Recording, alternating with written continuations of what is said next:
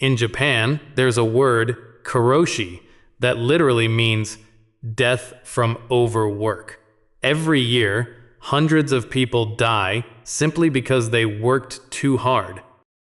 Meanwhile, in Germany, it's actually considered rude to email your boss after 6 p.m. Some countries live to work. Others work to live. So here's the question. Which way is better? And are you living the right way right now? Stay with us. The answer might surprise you. Hello, and welcome back, everyone. I'm Alex, coming to you from a very gray and rainy London, which is, completely normal for a Tuesday. Or a Thursday. Or honestly, any day here. And I'm Emma. Oh my gosh, I am so excited about today's topic because work-life balance is something I think about literally every single day. Welcome, you guys, wherever you're listening from. We're going to get into something that honestly surprised even us when we started researching this episode. I mean, I always reckoned I had a fairly decent handle on this topic. I'm British, we're quite good at complaining about work, but some of what we found was rather shocking, actually. Right? Like, I grew up totally thinking the American way of working was just normal. You work hard, you hustle, that's just what you do. But then I moved into my flat, my apartment. Alex keeps correcting me. And I started noticing how differently my international colleagues thought about their jobs. And here's what we haven't told you yet. There is one country on this list whose work culture completely flips everything you think you know. We're not going to tell you which one just yet, but by the time we get there, let's just say Emma's reaction was rather priceless. I was genuinely shook. Okay, let's get into it. So, first things first. When we say work-life balance, what do we actually mean? Because I think a lot of learners hear this phrase and think it's just about working fewer hours. Totally. And it's so much more than that, right? Work-life balance means having enough time and energy for both your job and your personal life, your family, your health, your hobbies, things that make you happy. Exactly. Oh, by the way, when I say balance, I just mean equal weight on both sides. Like a scale. Not too much of one thing. Not too little of the other. I love that. So if you work 12 hours a day and then go home and just collapse on the sofa, that's not balance. That's just surviving. Brilliantly put. And the thing is, balance looks different for everyone. Some people feel perfectly sorted working 40 hours a week. Others feel overwhelmed at 30. My cousin back in Texas, for example, she works 4 days a week at her company, and she told me it completely changed her life. She has more energy, she's more productive, and she actually enjoys going to work now. Isn't that awesome? That's interesting, because it leads us perfectly into something rather controversial. Just how differently countries approach this whole idea. Right, so let's talk about Japan. Here's a fact that I find genuinely troubling. Japanese employees work an average of over 1,700 hours per year, and many work far more than that. No way. That is a lot of hours. And as I mentioned in the hook, There's actually a legal term in Japan, karoshi, which means death from overwork. The Japanese government officially recognizes it as a cause of death. Oh my gosh. When I first heard that, I couldn't believe it was real. The culture there involves something called service overtime, which means working extra hours for free simply because leaving before your boss does is considered disrespectful. Netragam. You'd feel rather awkward clocking out early. Oh, clocking out. When I say that, I just mean finishing work and going home. Like, literally punching your time card or logging off. It's super common in American English. Good one. And in Japan, clocking out before everyone else can actually hurt your career. People burn out, meaning they become completely exhausted and lose all motivation, sometimes permanently. I mean, I've definitely felt burned out before. There was one year at my old marketing job where I worked weekends for 3 months straight. I remember just sitting at my desk thinking, I don't even know why I'm doing this anymore. I reckon a lot of our listeners know that feeling, unfortunately. But here's the thing, Japan is actually trying to change. The government introduced laws limiting overtime, and some companies now give employees mandatory days off, meaning they have to take time off, whether they want to or not. Wait, but here's the thing nobody talks about. Germany is basically the complete opposite, and it's fascinating. Okay, Germany. You guys, this blew my mind. German workers have some of the shortest working hours in the developed world. And yet, Germany is one of the most productive economies on the planet. Which is rather brilliant, actually. The average German worker does about 1,350 hours per year. That's nearly 400 hours less than Japan. 400 hours.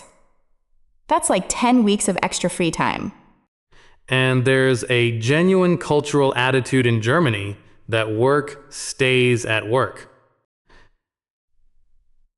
Many German companies have a policy where the email server shuts down after business hours.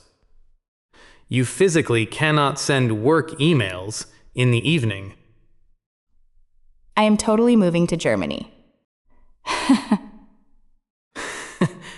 But seriously, the Germans have a phrase, Feierabend. It means the end of the working day, but it carries the sense of celebration. Like, right, work is done. Now life begins. They genuinely switch off. Switch off. I love that phrase. So switching off means stopping thinking about work, right? Disconnecting mentally. Precisely. And the research backs this up. Workers who truly switch off after hours are actually more focused and creative the next day. It's not laziness, it's strategy. I'm not sure I was very good at that, honestly. I used to check my emails right before bed. Super bad habit. I'd say most people in the UK are the same, actually. We're somewhere between Japan and Germany. We work quite a lot, but we feel vaguely guilty about it, which is the worst of both worlds. Exactly. And speaking of different approaches, Brazil is such an interesting case, you guys. Because Brazilians work long hours, similar to Americans. But the attitude toward life outside work is completely different. How do you mean? So, in Brazil, relationships come first. Family, friends, community. Those things are not negotiable. You might work late, but you will absolutely make it to your cousin's birthday party. Work doesn't cancel life. That's a rather healthy philosophy, I'd say. The idea that work is something you do for life, not instead of it. Totally. And Brazilians have a concept called jeitinho brasileiro, which basically means finding a creative, flexible way to make it work. Like finding solutions even when the rules say it's impossible. Make it work, meaning find a way to succeed despite difficulties. I rather like that. Very sorted, in a chaotic kind of way. Yes, exactly. And there's this beautiful thing in Brazilian work culture. They don't just push through tiredness and stress. Pushing through means forcing yourself to keep going even when you're exhausted, which I have to say is very much an American attitude. I'm not sure pushing through is always a good thing, though. Sometimes stopping and resting is the smarter choice. I actually think it depends on the situation. Sometimes you do need to push through, like a deadline or an emergency. But making it your lifestyle? That's where it gets dangerous. Fair point. That's interesting because South Korea takes the push-through attitude to a whole different level. Right, so South Korea. Now, I'd heard Korea was intense, but the numbers are quite staggering. Korean workers average over 1,900 hours per year. That's among the highest in the entire OECD. That's the group of the world's major economies. Oh my gosh, that is so much. And I've heard the pressure starts really early. Like, students study incredibly long hours to get into good universities. And that work ethic, the attitude toward working hard, just continues into adult life. Work ethic, exactly. A strong work ethic means you believe working hard is important, and you do it consistently. And I read that Korean workers often feel they can't take their vacation days, even when they're legally entitled to them, because it looks bad in front of colleagues. Which brings up something rather interesting about the difference between a rule and a culture. The law might say you have 15 days off, but the culture says only weak people take 15 days off. That's such a good point. Like, the rule exists, but peer pressure makes it impossible to use it. Peer pressure is when the people around you influence your behavior, even without saying anything directly. I reckon that exists everywhere, though, not just Korea. In the city of London, for example, leaving the office at 5 o'clock sharp, when your colleagues are all still there at 7, you feel it.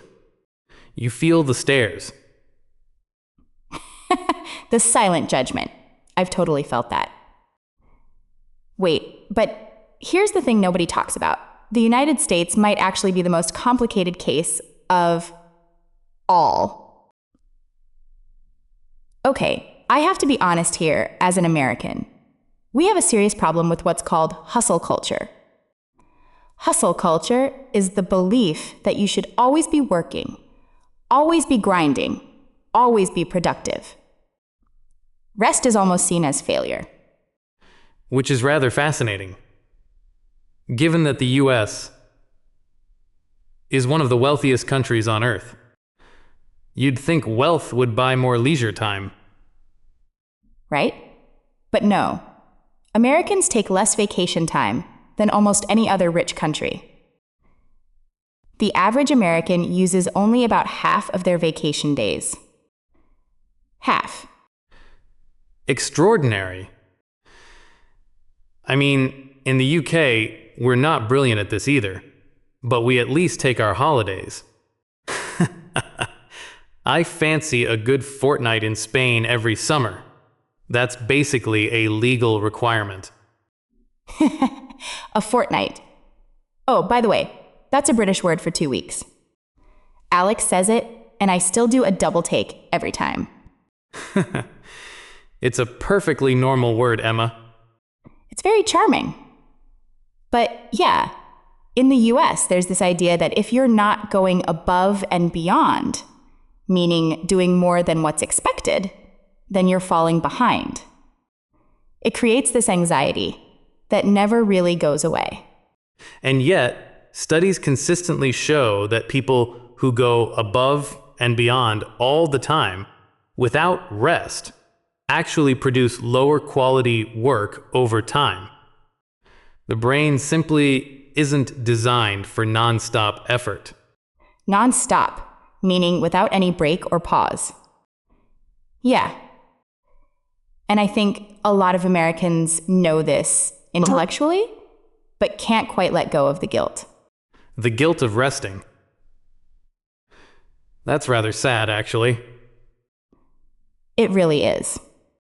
Okay, but now we get to the part that genuinely shocked me.